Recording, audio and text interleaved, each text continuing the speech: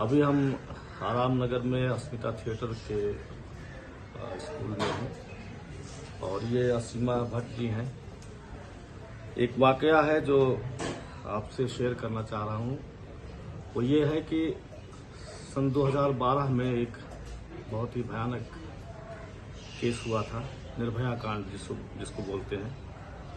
निर्भया नाम तो बाद में दिया गया क्योंकि दामिनी पे एतराज था सरकार को या और लोगों को कि दामिनी नाम से फिल्म बनी है, लेकिन सबसे पहले इंडिया टीवी ने ये बात उठाई थी और विनोद कापड़ी उस समय मैनेजिंग एडिटर थे।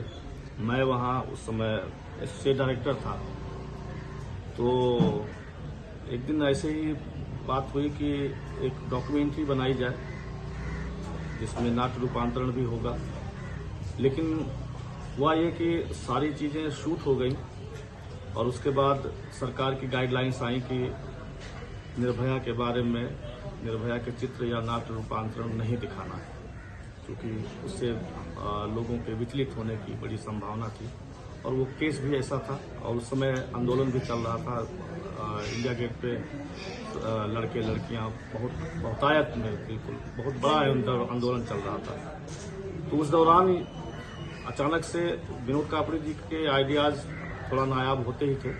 उन्होंने कहा कि मुझे मौजा जी एक ऐसी आवाज़ चाहिए जो मीना कुमारी से मैच करती हो या फिर विद्या बालन जैसी आवाज़ हो, जिसकी आवाज़ सुन के ही कोई महसूस कर ले कि कोई जिंदा इंसान सामने खड़ा है। तो उस दौरान मैं कई लोगों के साथ मैंने इंटरेक्शन किया, बहुत लोगों से मेरी बात भी हुई, कई लड़कियों से बात हुई, लेकिन किसी की आवाज़ ठीक नहीं लगी। तो मुझे ध्यान आया असीमा जी का। असीमा जी बहुत अच्छी अभिनेत्री हैं, राष्ट्रीय विद्यालय से पास आउट हैं और इत्तेफाक से हमने उत्तरांचरितम एक नाटक किया था जिसमें राम की भूमिका मैंने की थी, मैडम ने सीता का रोल किया था। तो मुझे अचानक से पता नहीं क्यों ये याद आया कि मुझे असीमा जी की आवाज़ अगर मिल जाए तो ठीक रहेगी। तो मैंने पता करना शुरू किया तो किसी से नंबर मिला। तो इत्तेफाकन मैडम उस समय दिल्ली में थी और जेएनयू के गेस्ट हाउस में रुकी थी, वो गोमती में। तो वहाँ हमने मोबाइल पे थोड़ी सी आवाज़ रिकॉर्ड की, थोड़ी सी कहानी बता के सैंपल के तौर पे। फिर लेके गया मैं चैनल, तो चैनल ने कहा कि बिल्कुल परफेक्ट है और यही आवाज़ चाहिए। उसके बाद मैडम ने वो आवाज़ दी थी। 1 घंटे की फिल्म थी वो, जो काफ़ी उस समय बहुत लोगों का बहुत भयंकर रिस्पांस आया था और इमोशनल स्टोरी तो थी। बहरहाल उसकी रिकॉर्डिंग के दौरान भी कुछ ऐसे वाकयात हुए जो शायद आपको याद हो। क्या हुआ था? आप बीच बीच में आप रिकॉर्ड नहीं कर पा रही थी। एक्चुअली वो इतनी भयानक घटना थी और उसको पूरा एक्सप्लेन करना था जो भी उस बलात्कार याफ्ता के साथ हुआ था। तो वो जब मैं देखिए अभी भी याद करके, तो उसी तरह से बोलना, उसी तरह से चित्कार, उसी तरह से वो चीज़ें, तो मैं कोलैप्स हो गई थी, मुझे याद है। पर डायरेक्टर बहुत अच्छे थे, बहुत ही। उन्होंने मुझे ब्रेक दिया और नीचे ऑफिस का कैफेटेरिया था, वहाँ जाके मैंने रिलैक्स किया, थोड़ी देर पानी पिया, कॉफ़ी पी। देन आई केम बैक, फिर से वो रिकॉर्डिंग थी।